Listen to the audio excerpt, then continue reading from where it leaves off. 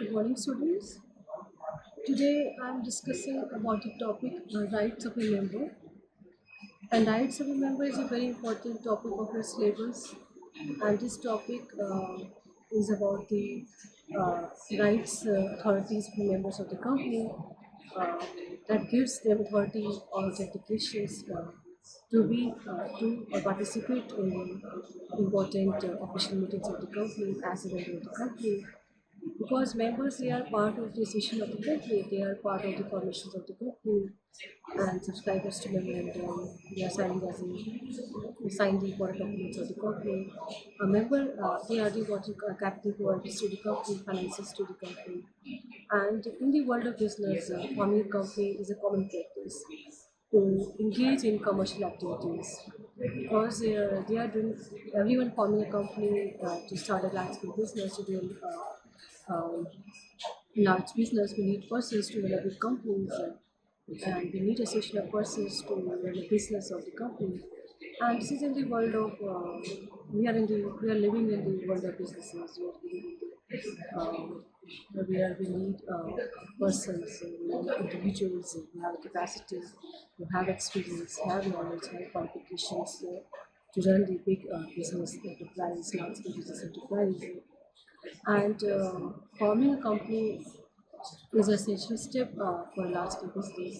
We have been whether it is in the form of a limited company, private limited company, we have to form into a company if we need to run a large scale business. We need persons, individuals to run a business. And it is very important, crucial that for its functioning, for the functioning of the company, to run company, for the functions of the company, we need persons at various departments of the company, and although they are in the capacity of the employees of the company, but as a member of the company, member has a right as a capital providers to the company, they have a right to, and they will play a very important significant role in the functioning of the company. Understanding the rights and liabilities of a member is essential for anyone involved in a company. When a person is becomes a member, he is entitled to exercise all the rights of a member until he ceases to be a member. So long as a person name stands registered in the books as a member of the company, or he or she has the share capital into the company, he or she has have a share certificate into the company, have a share warrant into the company, or have blank transfer deed to be signed. Uh, he can entitled to exercise the rights of membership. That is a member's right of membership. He or she is entitled to till the life of the company. When company ceases to be a company after its signing off, after its dissolution, in that case, a member ceases to be a member of the company. A member ceases to enjoy all the rights associated with the members of the company. And when a person becomes a member, he is entitled to exercise all the rights of a member or associated with the members of the company. His name is registered in the books as a member of the company, and his number of shares held by him in the company, that is also mentioned in the books of the members of the company. And he or she has right to receive share certificates and share warrants of the company and blank transfer deed to the site of the company. Because he has right to transfer share as a member of the company. The member has right to transfer shares to another party, to another person. That is right available only to the public limited companies. That is not available to private limited companies, because there are certain restrictions in the rights of the members in the private limited company, and alone is entitled to exercise the rights of membership.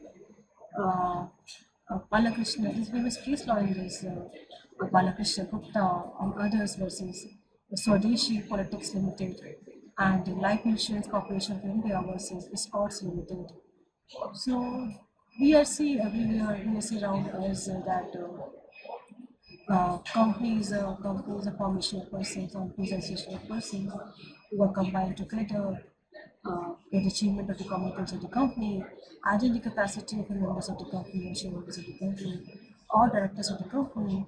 They are forming into a company for achievement of the common goals, not for the personal goals, but for the common goals of the company, common objectives of the company. And for proper functioning of the company, the members have to ascertain their rights as a member of the company, has to exercise their right as a member of the company. This is good for the company as well. The members are aware, very much more about their rights, about their authorities, about their legitimate rights, suitability positions of the company.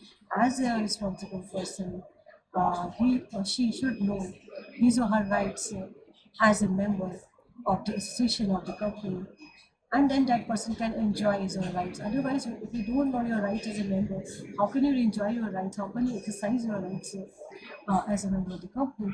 You should know your rights very well. That is good for the company as well, because the company is an artificial person. So member they speak on behalf of the company. Member protects the interests of the company at large. Uh, so members should know their rights very well, because company run by its member. If member does not know their rights, their duties, responsibilities very well, how can company run in an efficient and effective manner without their members? If their members are not aware, not know about their rights, how can company run their business effectively? How can the company achieve their goals effectively when members does not know their rights and duties and responsibilities, which is certain for the positions which they have in the company, um, whether in the capacity of shareholders of the company, shareholders also the members of the company, they have a financial contribution to the company, the form of shares into the company. On that basis, they can exercise their rights to vote into the meeting, to participate in the meeting, to have a discussion, deliberation in the meeting, to sign the minutes of the meeting, to keep a copy of the minutes of the meeting, to get a copy of the minutes of the meeting, as and when required for the purposes of the court of law. To present in the court of law, you need a copy of the minutes of the meetings of the shareholders, or of the annual general meetings of the company, or shareholders meetings of the company, or class meetings of the company. You have a right to receive notice, you have right to receive notice of the meeting, you have right to attend and participate in the meeting, you have right to speak in the meeting, you have right to vote in the meeting, you have to say in the meeting and yes and no, by either by voting by poll or by ballot papers are there, by video conferencing is there, online voting is there. So many methods of voting in the meetings of the company. Members entitled to vote in the meeting because they have a share in the company. They are the owners of the company of the extent of their capital contribution to the company. So they have right to receive a share certificate, they have right to receive a share warrant, and they have right to receive a black dance deed to decide, and he's entitled to exercise the rights of membership. There is a famous case law in this, Balakrishna Gupta and others versus Swadeshi Politics Limited and Life Insurance Corporation of India versus Sports Limited. That is a famous case law that is suited with the rights of a member in this particular case. So members are very important part of the company. Company depend upon its member because company has a separate legal entity concept. Company is different, its owners are different. Members may come, members may go. Company has its own. So the company can only dissolve by fulfilling the legal formalities in respect of binding of the company. So company run by its members, company run by its directors, company members represent the company towards third party, from the third parties, members of the company, directors of the company, they represent the company in front of third parties. And so members should know their rights as mentioned, as prescribed in the Companies Act 2013, that they are discussing the rights of a member, and he or she should exercise his right when he or she knows that this is my right, this is not my right, this is not in my authority. The right determines your limitations, right determines your restrictions. This is not in your domain, this is not in your scope, this is not in your area. That only is determined by the rights of a member. When one person is becomes a member, he's entitled to exercise all the rights associated with the members of the company. Uh, that, as mentioned in the Companies Act 2013, in respect of the rights of a company. When one person becomes a member, he is entitled to exercise all the rights of a member. until he ceases to become a member of the company, because the company is not in records, company is going to dissolve, company is already went up. In that case, that person ceases to be a member of the company, because company is not in records. Company names is struck from the register of companies by the registrar of companies. So when a person becomes a member, he is entitled to exercise all the rights of a member until he ceases to be a member of the company by way of dissolution or winding up of the company, maybe by the order of the court, without the order of the court, voluntary winding up is there, by passing a special resolution in the meetings of the company. So long a person name is stand registered in the books as a member, if he has sold his shares and has given his share certificate and blank transfer deed to the sign, he is alone is entitled to exercise the rights of membership. So individual rights are there, that is associated with you as a member of the company. You have a right to receive copies of certain documents, a brief financial statement, auditor's report of the cost auditors, notices of the annual general meetings of the company. General meetings means annual general meetings of the company or other general meetings of the company, or class meetings of the company, or this is meant for the particular class of shareholders, whether minority shareholders of the company or right shareholders of the company, and the right shares of the company. So you have a right to receive copies of certain documents, the financial statement of the company, financial position of the company in abridged form, that is summarized form, in a very brief financial statement of the company, auditors report given by the auditors of the company. They have given their opinion about the financial position of the company after inspecting investigation of the books and accounts of the company, after closing of the financial year, after completion of the financial year. Um, Auditors has to prepare his or her auditor's report to give his opinion that must be true and fair view of the true and fair view of the financial position of the company, that is given by the auditors of the company, that auditors report of the company, and the report of the cost auditor must have a right to receive a copy of the report of the cost auditor by the members of the company. Then point number third, notices of the general meetings of the company that must be a part of the reports, must be a part of the right of the members of the company to receive these documents from the company as notices. Is a right to receive, as a member of the company, have a right to receive notices of the general meetings of the company, right to receive notice of AGM, that is the annual general meetings of the company, right to receive notice of EGM, that is extraordinary general meeting of the company, right to receive notice of class meeting, that is a right. This is right available to members of the company, to class meetings of the particular class of shareholders of the company, minority shareholders of the company, or particular class of equity shareholders of the company, the right shareholders of the company, the right shares in the company. So you have a right to receive, as a member of the company, this is a right, this is your individual right as a member of the company to receive copies of these documents of the company on request or on, as per your requirement.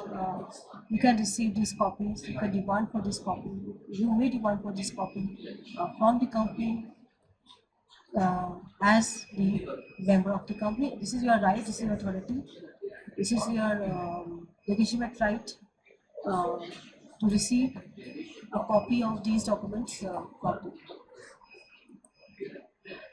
Then right to inspect such registers and returns and gets copies thereof, that is section 71, debenture trustee to section 85 and 87, register charges, instrumental charges created and created over the assets of the company in order to obtain those advances from banks and financial institutions.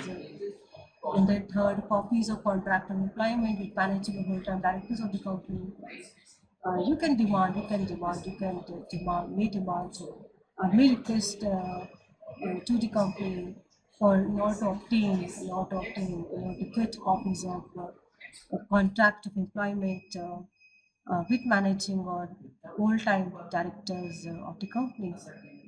This is your right. This is your right as a member of the company to inspect these important books of the company, important registers of the company, important returns of the company, and can demand for the copies of as well as per your requirement.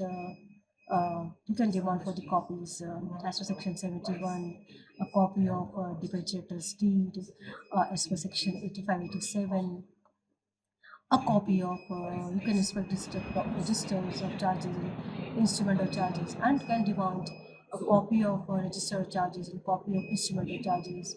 Then point number third, copies of contract employment with managing directors and full-time directors, you can demand for this.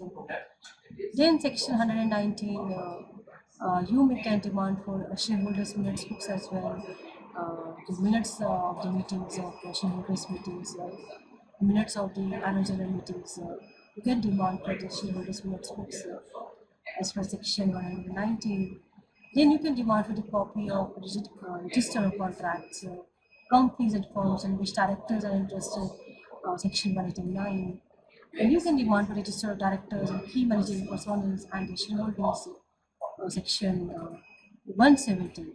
So you can demand for these documents, these books, important books, registers, and returns from the company as a member of the company, like for section as for section 189, register of contracts signed by the company, third parties, companies and firms in which directors are interested.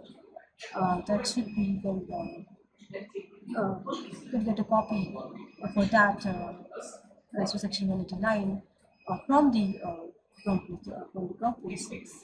As for section 170, you can demand for the register of directors and key MPs of the company, that is a key managing personnel of the company, and the shareholders you can demand, you can request for the copy as per section 170. So as a member of the company, this is your right. This is your right to receive the copy of this document as a member of the company.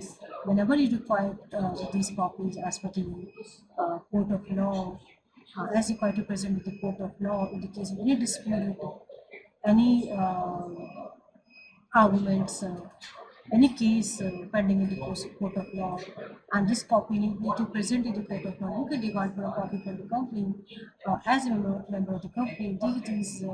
These documents, of these registers and books from the company. As per these particular sections, section 71, section 85, 87, section 119, section 189, section 170. Then right to attend meetings of the company, right to attend whether it is annual general meetings of the company, emergent general meetings of the company, EGM of the company, class meetings of the company, statutory meetings of the company. This is your right to attend meetings. It is your right to attend meetings of the shareholders of the company, the right to receive notice of the meetings of the company. Now you can be better prepare for the meeting in advance, at least 21 days before the meeting. You should receive a notice of the meeting with the agenda of the meeting notice, so that you can have a right to exercise your voting rights at these meetings, either personally or to by you can appoint your proxy in the meeting. Someone else will attend the meetings on your behalf. You authorize that person to attend that meeting, and the articles association of the company authorizing you to appoint any person as your proxy to attend the meetings of the company. As for section 96, section 100, section 105, section 107, other rights are there. To transfer shares, section 44, and 56 articles association of the company, to resist against increase in liability without his written consent, to receive dividend when declared, to have rights share, section 62, to appoint director, section 152, to share the surplus assets on winding up, section 320. So these are the other rights associated with you as a member of the company, as a owner of the company, as a founder member of the company. This is your right to come under the section of other rights to transfer shares, section 44 and 56, and you or the company authorizing you for certain rights associated with you as a member of the company. To resistance in against if there any increase in your liability by the company, you have right to say, give your consent, and I said it is you can resist your safeguarding from this increase in liability. If it is without your consent or without your written consent, you can save you from this liability by giving your dissent that this is my liability is increased without my consent in written in writing. I have given my dissent in writing that that liability, my liability cannot be increased without my permission, without my approval. So it cannot be increased without your permission.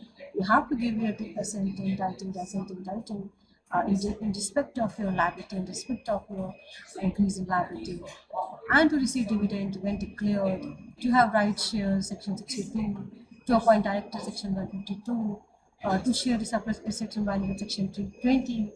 These rights are available to a member of the company. You are entitled to enjoy those rights. You are authorizing to use those rights and authenticated by the company to receive dividend when it is declared. The dividend is only paid when it is declared by the company. If it is not declared, dividend is not paid. So when company run it into losses, the dividend cannot be paid. When company run its profits, dividend cannot be paid when it is not declared. If it is declared, then company can pay dividend to the members of the company only when it is declared by the company to be paid. Then to have right share, section 62, to appoint directors of the company, section 152, and to share the surplus assets on binding of the company, section 320 of the Companies Act.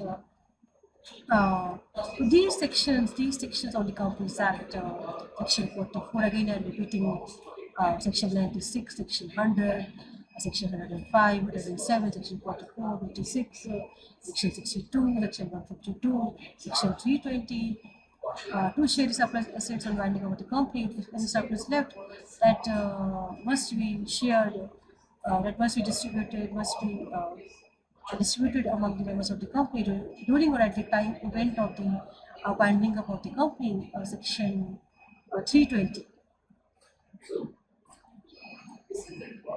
Rights of a member, rights of a dissenting shareholders, to apply to Tribunal Section 48, dissenting means you have given a dissent in the meetings. You have a right to give your dissent, that is the right to dissent in shareholders. And you have right as a dissent shareholders to apply to Company Law Tribunal, that is NCLT. NCLT means National Company Law Tribunal, as per Section 48, right to make application collectively to the tribunal for relief in cases of operation mismanagement, Section 241, a right to file class action suits before the tribunal, Section 245, a right to nomination, Section 72, right to file a suit or take any other action in the case of misleading prospectus, misleading statement, and inclusion, omission, or any matter in the prospectus, section 37. This is a right. This is a right of dissenting shareholders. If you have any dissent in respect of winding over the company, you can appeal. You can appeal to the court of law in writing that the following members, they are engaged in following officer of the company, directors of the company, they engage in the case of operational mismanagement as per section 241. This right is available to the members of the company to give their dissent in the process of winding up. If they found that they engage in corruption, fraud element. 420 cases they are engaged in. Their intention is to fraud with the company, cheat with the company. The intention is to build up the company. The intention is not to run the company. The intention is to declare the company under sick industrial units. That is the intention. And if it is under commanding notice of the members of the company, it is their right to inform to the company law board or company law tribunal to get a relief on the grounds of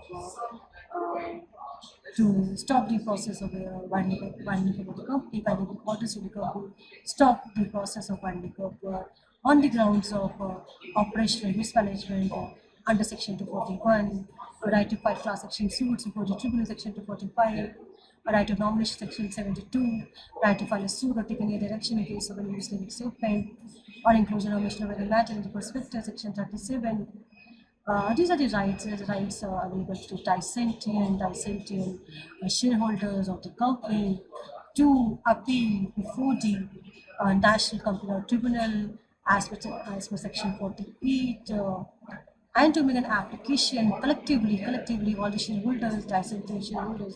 Suppose there are 25 shareholders who have given their dissent to the process of winding up. They are not in the favor of winding up of the company, and they all have given their dissent to the general meetings of the company to stop the process of winding up of the company. Then we can appeal to the court of law that this process has to be stopped. with immediate effect by giving orders to the companies to stop the process of winding up of the company, stop the procedures of winding up of the company. This right is available. This is your right in which you can exercise as a member of the company, and right to file class action suits before the tribunal, section 245, right of nomination, section 72. This is a right to file a suit against before the tribunal against the class shareholders. They have a right to file class action suits before the tribunal. Tribunal means NCLT. Tribunal means a National Company Law Tribunal, that is the full form of tribunal. National Company Tribunal, section 245, right of nomination, section 72, a right to file a suit or take any action in case of misleading statement or inclusion or omission of any matter in the prospectus, section 37. Class rights are there, member rights are defined by the Companies Act, memorandum session is there, article session is there, the company.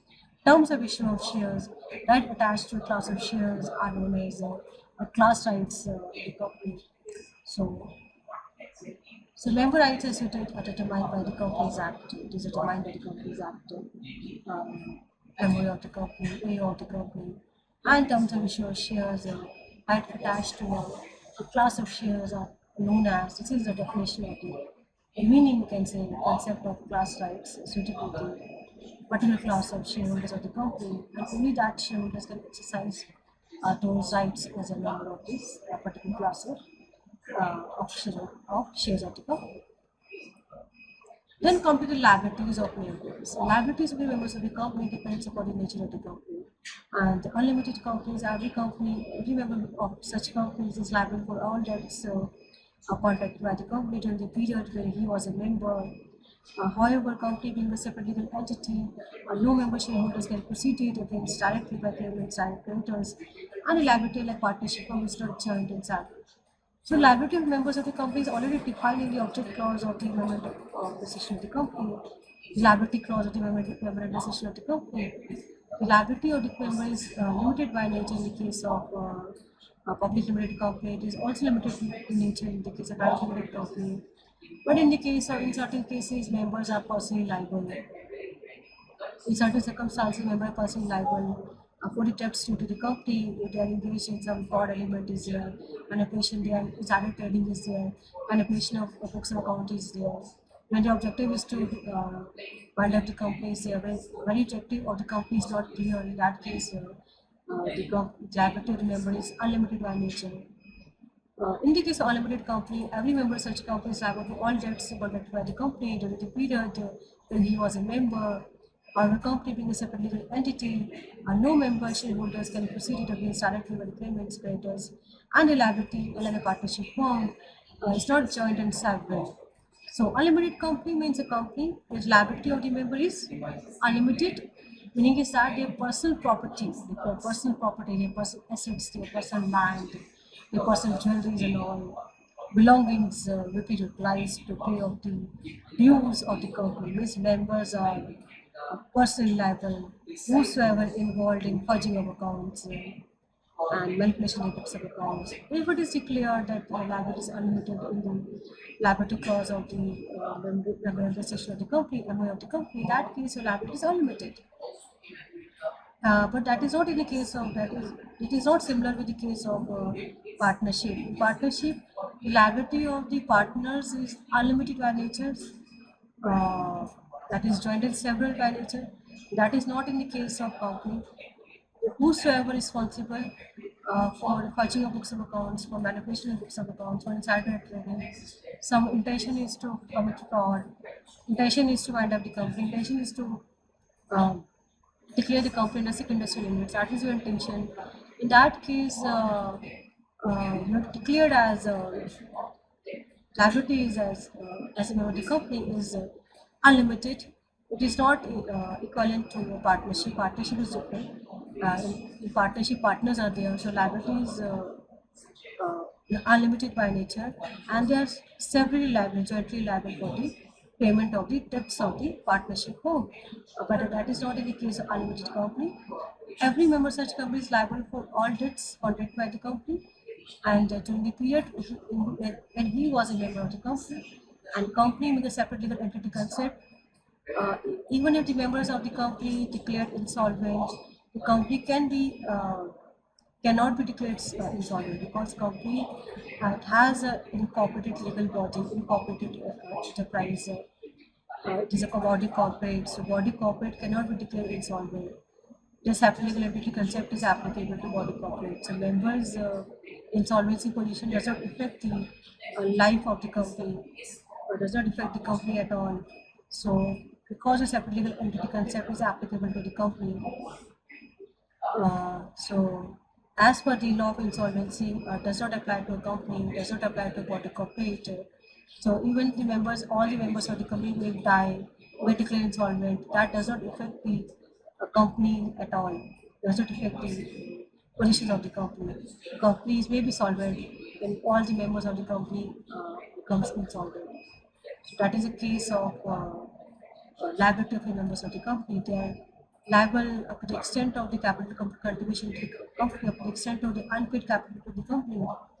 And in the case of unlimited companies, members of the companies are liable for all debts of the company during the period when he was a member. When he was not a member of the company, he or she is not liable for the debts of the company. So their liabilities, unlike partnership firm, is not joint and separate. The liability of a member company limited by guarantee. Every member is liable to contribute to the extent of the amount guaranteed by him, which is given the liability clause of a memorandum of association of the company. This is a case of company limited by guarantee. So you have to pay the guaranteed amount at the time of dissolution, at the time of winding up of the company. You are only liable to pay up to the extent of amount guaranteed by you and not beyond that. So your liability is limited by guarantee. So you are only liable to pay the extent of the amount collected by you to the company to be paid during or at the event of winding up of the company, or you can say dissolution of the company. Then point number third, company limited by shares. The majority of the company belongs to this category. In the case of such companies, the liability of member is limited to the amount unpaid on shares held by him. If he has paid full amount on shares, his liability is nil. So if you already paid the amount due on you on the shares, in that case your liability is nil. Because this is a case of company limited by shares, the majority of the companies belong to this category. In the case of companies, liability of member is limited to the amount unpaid on the shares held or held by him or her. Now, women are in picture. Women are the members of the board. So, women are the members of the company. Women are the subscribers to a member session of the company. So, women, uh, their liability is limited up to the extent of their unpaid amount on the shares, which is not paid by the member of the company. For that amount, you are liable. Not liable beyond that amount. The liability is limited, not unlimited. So it is this is in the case of public limited company, private limited company, liability of its members is limited by nature. If he has already paid the amount, full amount of called up amount already paid by the members of the company, in that case, the liability is nil. So no liability to pay in the event of winding up, in the event of dissolution of the company. So this is the case of company limited by guarantee, company limited by shares. This is a type of company. This is covered under the category classification of companies. A company limited by guarantee, company limited by shares, unlimited companies are there. That defines your liability as a member of the company. You should know. If you know your rights as well, you should know your liabilities as well. To whom you are liable, to whom you are accountable, to whom you are responsible, to whom you are answerable, to whom you are reportable. That you should know as a member of the company. Then you have to maintain a register of members according to Section 88, Section 1. Every company shall keep and maintain the following registers as prescribed, namely register of members, indicating separately for each class of equity and preference shares held by each member residing in or outside India, a register of debenture holders, register of any security holders. Every registered maintain has to maintain as per section 88 of the Companies Act section 1. Every company, whether it is public limited company, private limited company, one person company, foreign company, government company, team company, so every company shall have to keep and maintain the register of members as prescribed in the Companies Act in this particular section. Register of members indicating separately for each class of equity shares and preference shares held by each member residing in or outside India, have to maintain registered members of whether they are residing in India or whether they are residing outside India. Register has to maintain that keeping records of their membership, keeping records of the number of shares held or held by him, the amount of shares, total amount of shares, and total number of shares held or held by him as a member of the company. A part number B, register debenture holders. A part number C, register any other security holders. Then point number two, every register maintained under subsection 1 shall include index of the names included therein. And then point number third, register index of beneficial owners are maintained by a depository that must be a part of the registered members of the company as per section 88, subsection 1. Every company, it is, I'm talking about every company, has to maintain proper books of accounts of registered members so that we have records of each and every members of the company, details we have of each and every members of the company in respect of their shareholdings into the company, in respect of the total amount of shares in the company, whatever type of shares they have in the company, whether any form equity shares in the company, whether any form preference shares in the company, where they are residing in India, where they are residing outside India. Every registered member maintain, every register has to maintain under section 1 shall include an index of the names included therein. Register index of beneficial owners are maintained by depository. And if a company doesn't maintain registered member as stated above, the company and every officer of the company is in default, shall be punished with fine which shall not be less than 50,000 rupees, but which may extend to 3 lakh rupees and where if it is a continuing offense, with a further fine which may extend to 1,000 rupees for every day during which the payment continues. So if the company doesn't maintain, if the company, because the company is an artificial legal person, the officers of the company, directors of the company, members of the company, if they doesn't maintain proper books of accounts of registered members of the company, in that case, every officer of the company and the company who is in default shall be punished with fine which shall not be less than 50,000 rupees, but which may extend to 3 lakh rupees. And when the failure is a continuing offense by the officers concerned, by the members concerned, by the founder members concerned, by subscribers to memorandum concerned, if they are committing any default in compliance with the provisions of the Companies Act in respect of preparation and maintenance of the register of members with a further fine which may extend to 1,000 rupees every day during which the failure continues. Then, as per the company's management administration rules 2014 in this regard, an Interlife provides as follows. Entries in the register maintained under Section 88 shall be made within 7 days. You have to make an entries after the POD. Duly constituted committees of the board of directors approves the allotment of share transfer of shares. It must be recorded. It must be recorded as an entries in the books of accounts register of members of the company. Within 7 days after BOD of the company is duly constituted, committees approves the allotment and transfer of shares. So this is as per the company management administration rules 2014 with respect of the keeping and maintaining and recording entries in the register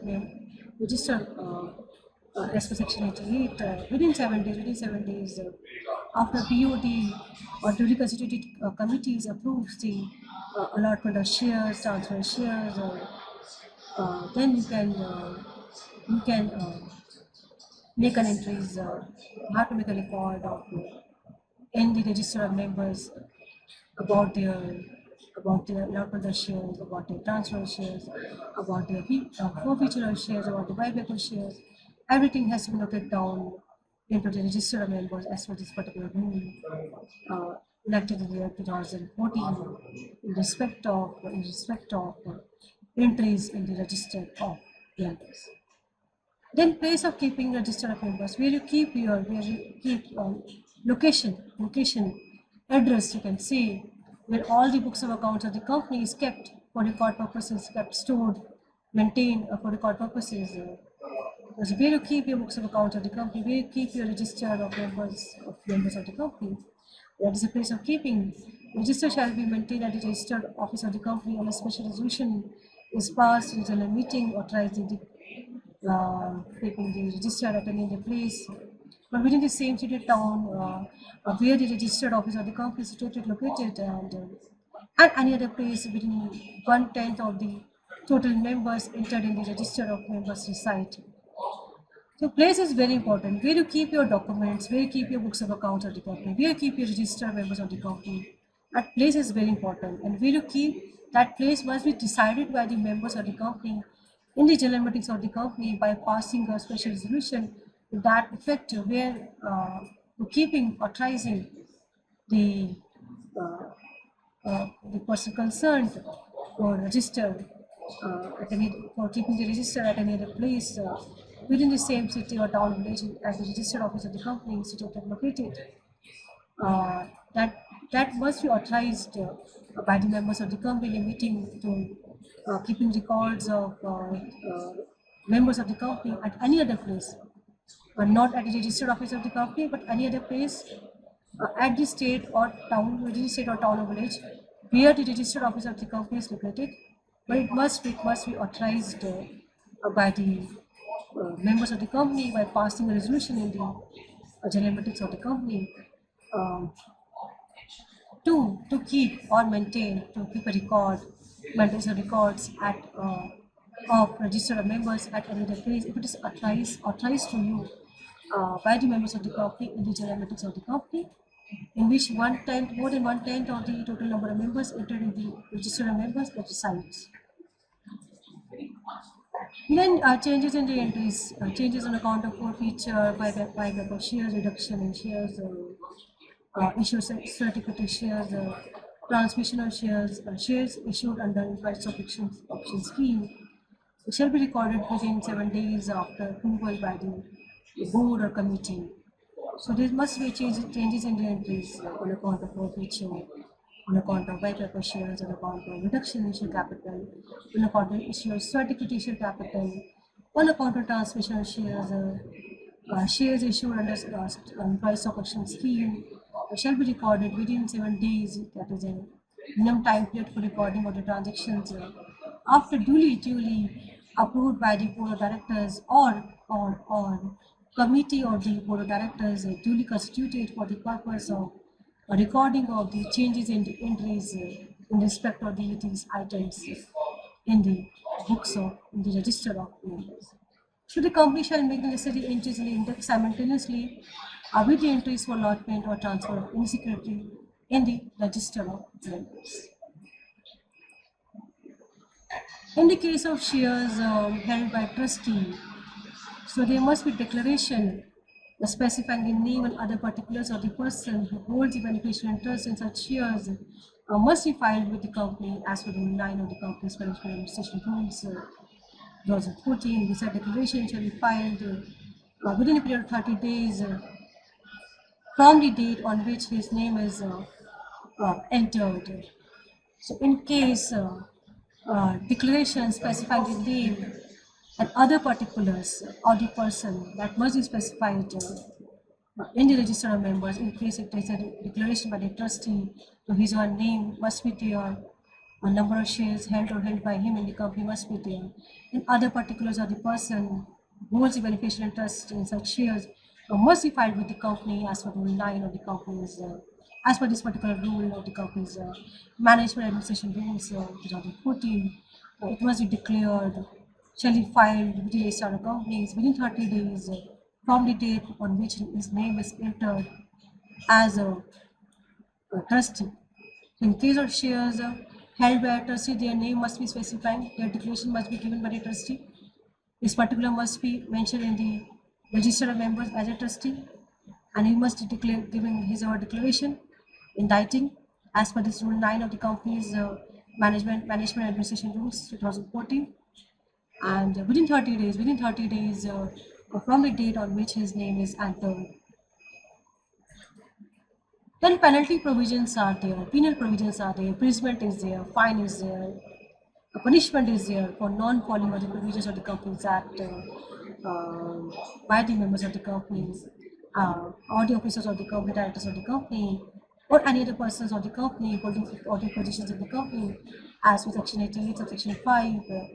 If the company doesn't maintain the register of members or fails to maintain them in accordance with the provisions of the Act, the company and every officer of the company who is in default shall be punishable with fine which shall not be less than 50,000 rupees, but which may extend to 3 lakh rupees, and where the failure is a continuing offence, with a further fine which may extend to 1,000 rupees for every day after the first during which the failure continues as per section 88, section 5, subsection 5 of the Companies Act 2013. So any officer of the company, every officer of the company who's in default as per the provisions of the Companies Act 2013 in accordance with the section 88, section 5, and does not maintain proper books of accounts of a register of members and fails to maintain them, keeping them at the registered office of the company, at the head office of the company, or you can say main domicile place, main office of the company, as per the provisions, compliance of the provisions of the Act, failure to compliance of the provisions of the Act, shall be punishable with fine, shall not be less than 50,000 rupees. But which may extend to 3 lakh rupees where the failure is a continuing offence with a further fine which may extend to 1,000 rupees for every day after the first during which the failure continues. Section 88, section 5 is about the penalty provisions are there. Then according to Rule 3, subsection 2, every company means whether it is public limited company, private limited company, not having share capital, is required to maintain register of members with the specified particulars in respect of each member, and the particulars are personal details, your name, your address, your date of becoming member, your date of association as a member of the company, amount guaranteed by you to be contributed in the event of or during at the time of winding up or dissolution of the company. In the case of company limited by guarantee, members liabilities limited by guarantee, so they have to contribute the guaranteed amount at the time of dissolution or winding up of the company. That is, company is not limited by share, not limited by not having share capital, but limited by guarantee. Any other interest, if any, restrictions given by members with regard to sending of notices, etc., as per Rule 3, Section 2. So every company has to keep maintain register of members. And every company means every company, whether it is public limited company, private limited company, one person company, foreign company, government company, deemed company, every company. It has to maintain proper books of accounts, keeping register of members, not having share capital is required to maintain register of members, with the specified particulars in respect of each member, personal details of the members, their name and notices of the member, the date of becoming member, date of association, amount of guarantee, any other interest instructions given by member, with regard to sending the notices as per Rule 3, Section 2 of the Companies Act 2013 in respect of the sending of details as specification of the details of the each members of the company. Then come to the conclusion. Understanding the rights and liability of members in the company is essential for effective governance, transparency, accountability, and members should be aware of their rights to participate in decision-making processes, accessing information, receive dividends by also understanding their liabilities as a fiduciary duties and potential personal liability. By being well informed, adhering to their obligations, members can contribute to the growth and success of the company by protecting their interests and minimizing legal risks. So you should understand as a member of the company, as the owner of the company, as a shareholder of the company, as a director of the company, you should know as a right of your members and liabilities of the member so that you can exercise your rights in a better way. Otherwise, if you don't even know your rights, how can you exercise? How can you use your right? How can you take advantage of your right? How can you take remedies under the act from your rights? If you don't know, you should know your liabilities towards the company, duties towards the company, responsibilities, accountability towards the company, to whom you are accountable, to whom you are reportable, to whom you are answerable towards the company. That is to maintain effective governance in the company, to maintain transparency in the company, records of the company, to ensure accountability. You should know your rights as a member. You should know your liabilities as a member of the company.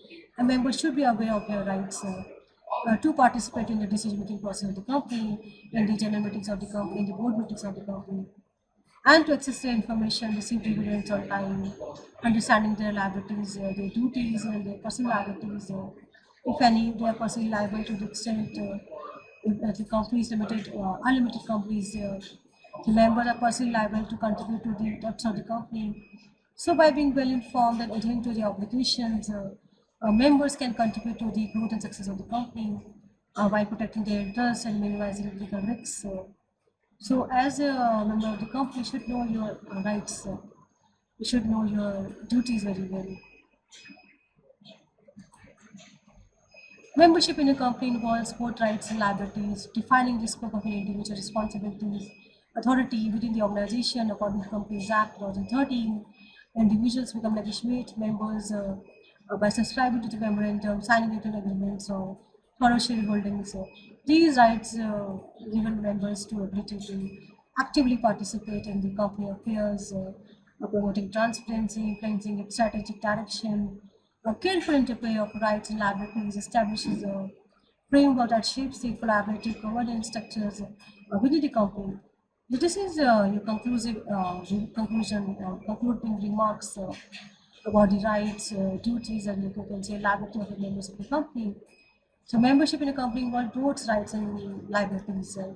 And it defines your responsibility, it defines your authority with the company, authenticity with the company, authorizing you, authenticating you that you are the member of the company. You have right to receive notice of the meetings of the company. You have the right to participate in the meetings of the company.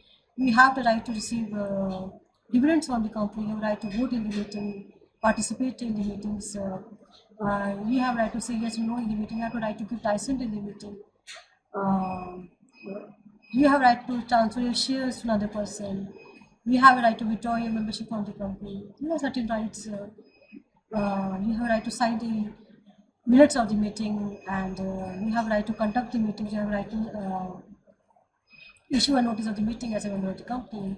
These rights give given members with the ability to actively participate in the company affairs, promoting transparency, influencing its strategic direction, and you have to carefully interplay your rights and liabilities and establishes a framework that shapes your collaborative governance and structures, governance structures within the company. Uh, about the rights of the members of the company. Famous case law is there, that is Balakrishna Gupta and others versus Swadeshi Politics Limited, and Life Insurance Corporation of India versus Scots Limited, that is famous case law that deals with the rights of the members of the company. Then right to attend class meetings of the company that is associated with the particular class of shareholders of the company, liability of a member we are discussing today, register of members we are discussing today. Then come to the penalty provisions are there as per section 88, subsection 5, section 2, rule 3, section 2 of the Companies Act, keeping maintaining register of members. Conclusion is concluding remarks will be concluding the total summing about summing up the topic, not each nutshell, we are summarizing the topic of today's class. So I hope you all understand the topic of rights and liabilities of members of the company, and keeping maintaining books of accounts and register members of the company. If not keeping maintaining, penalty provisions are there, punishment is there, imprisonment is there. So you should know your liabilities. You should know as a weird investors, as a weird fund members of the company, investors of the company, shareholder of the company, member of the company. You should know your rights very well. Not to exercise, not to exercise, not to enjoy. Take the remedials under the cases, in the case of in the court of law. For that, you should know your right first, and liabilities as well, both uh, as a member of the company. So by this, I wind up the class. Thank you all. Thank you.